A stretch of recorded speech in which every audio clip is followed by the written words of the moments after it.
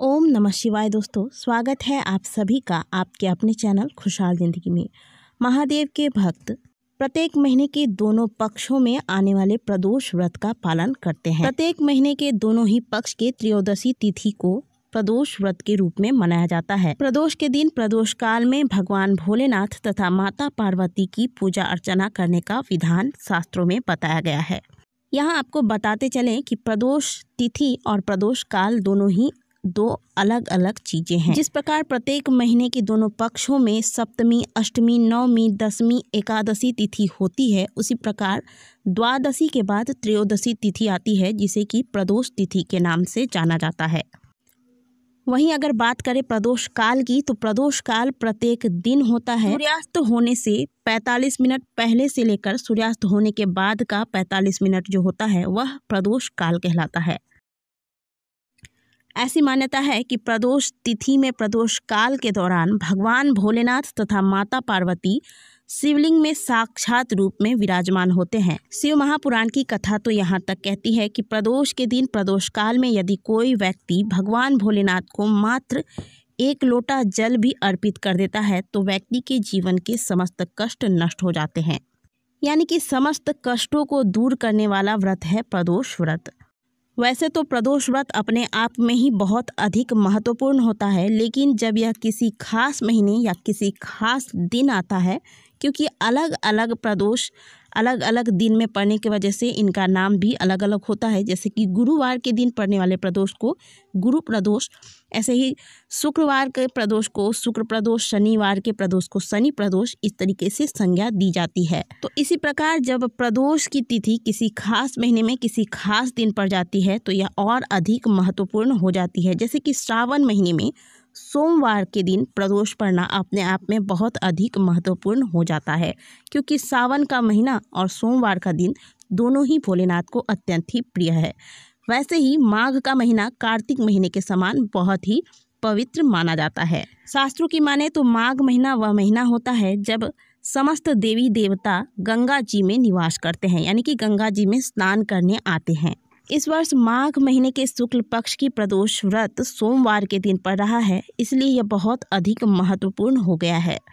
साल 2022 का पहला सोम प्रदोष व्रत 14 फरवरी को रखा जाएगा। तो भगवान भोलेनाथ के जितने भी भक्त हैं वह आज के दिन व्रत रखेंगे, और जो अगर व्रत नहीं भी रखेंगे तो भी भगवान की पूजा आराधना आज के दिन अवश्य करें, क्योंकि सोम प्रदोष का व्रत बार बार प्राप्त नहीं हो पाता है। और आज के दिन यदि आपके घर में शिवलिंग की स्थापना की हुई है तो भी आप अपने घर की पूजा पाठ करने के बाद मंदिर अवश्य जाएं। बहुत से लोग जब मैं कोई उपाय बताती हूँ तो पूछते हैं क्या हम घर पर कर सकते हैं, घर पर हमने शिवलिंग स्थापित कर रखी है।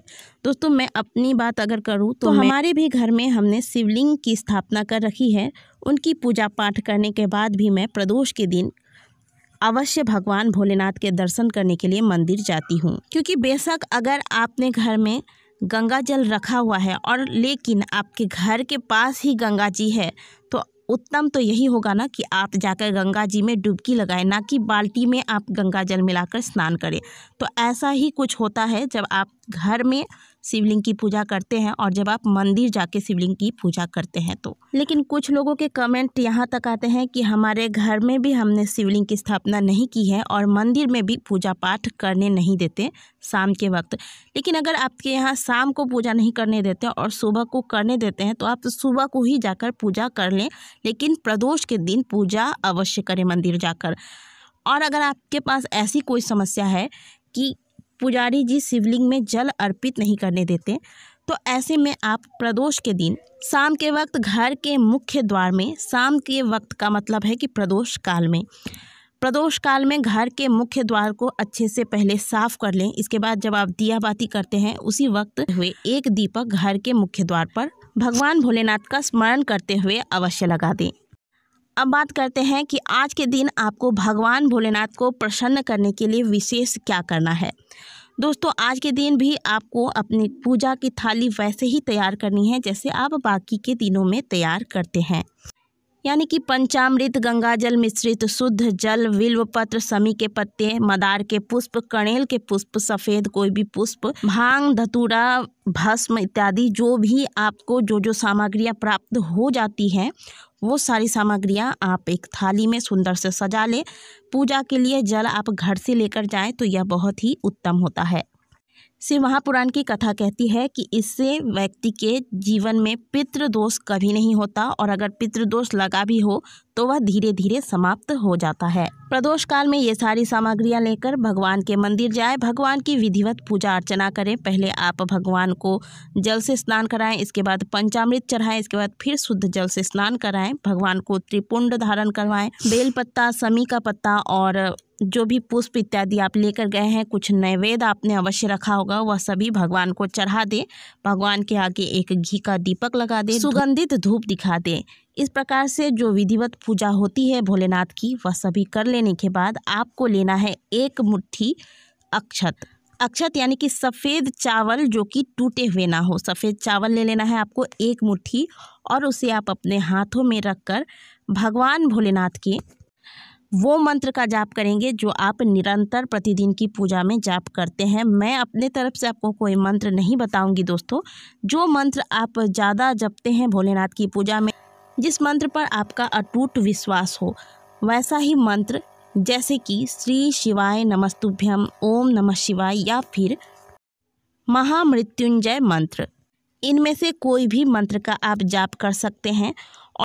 और जो शादीशुदा महिलाएं हैं वह अगर भगवान भोलेनाथ के पंचाक्षरी मंत्र का जाप करते हैं वो नमः शिवाय ओम का जाप करेंगे। यदि पति के साथ मिलकर पूजा कर रही हैं तब आप ओम नमः शिवाय का जाप करेंगे और जो पुरुष है वह ओम नमः शिवाय का जाप करेंगे।